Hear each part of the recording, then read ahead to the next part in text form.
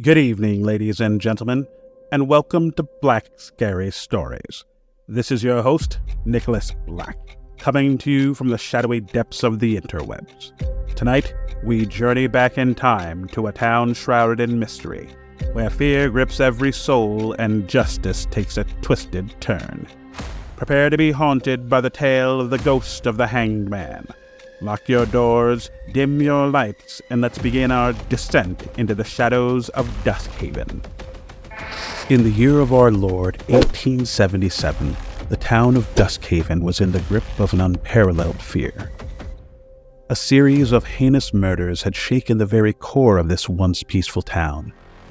Each victim had been left with a singular white feather, the signature of the killer, which remained the only clue to the culprit's identity. Rumors and whispers like an infectious disease swept through the streets of Duskhaven. The townsfolk needed someone to blame, a face to attach to the horrors that had befallen them.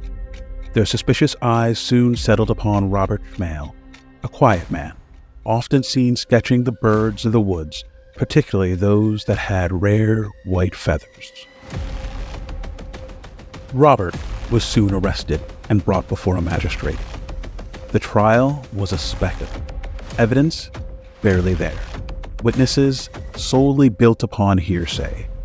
Yet the white feathers from the murder scenes, eerily similar to the ones Robert was seen sketching, became the fulcrum of his supposed guilt. The town, in its collective anxiety, was thirsty for justice, or at least what they perceived as justice. They believed that by condemning Robert, they would somehow restore peace to Duskhaven.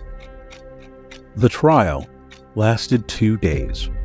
Robert was quickly convicted and sentenced to death by hanging. October 13th, a day that would be etched in infamy for Duskhaven.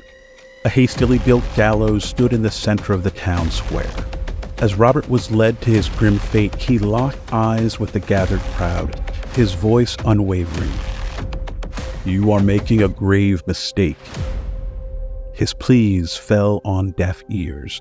The crowd's thirst for retribution drowned out his final words, and once the deed was done, they left his lifeless form suspended, a stark reminder of their triumph over the evil they believed he embodied.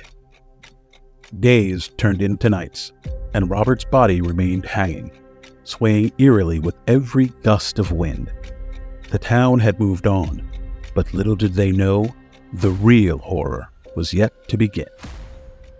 Following Robert's gruesome end, an unsettling energy began to permeate Duskhaven.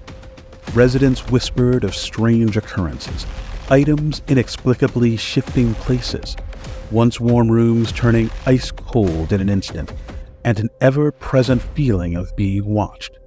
But the most chilling of all were the sightings of a ghostly figure, the unmistakable form of a hanged man, his silhouette eternally swaying in the periphery.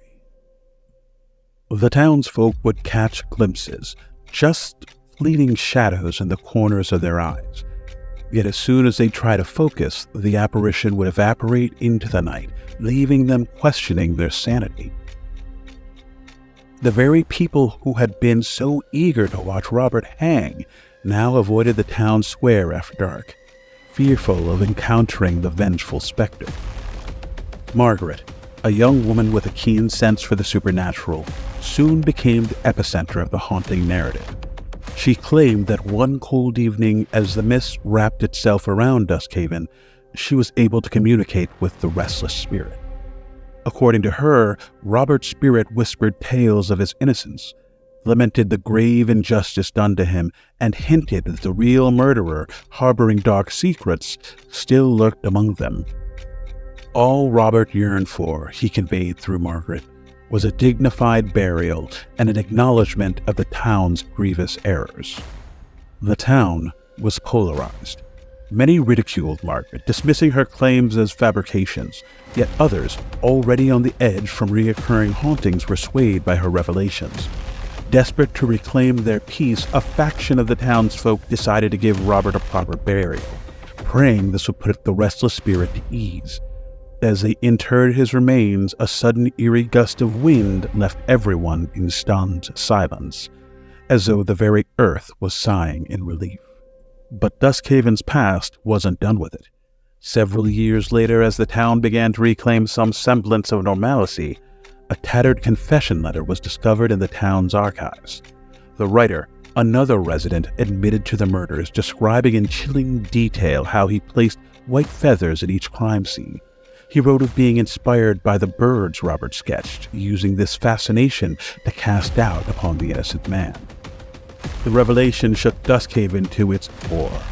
The haunting tale of Rober Schmale served as a grim reminder of the perils of mob mentality and the grave injustices that can arise from unfounded fears.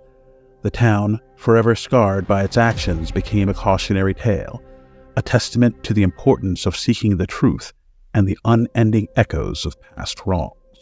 And so, dear listeners, the town of Duskhaven remains forever marked by the specter of the past, a haunting reminder of the perils of blind judgment and the echoes of the innocent. I trust tonight's tale serves as a caution for all of us, to seek truth, to show compassion, and to never let vengeance cloud our sight. This is Nicholas Black, signing off from Black Scary Stories. Remember, the darkest tales are often rooted in our very own history. Sleep tight, and may your dreams remain untouched by the hanged man's ghost.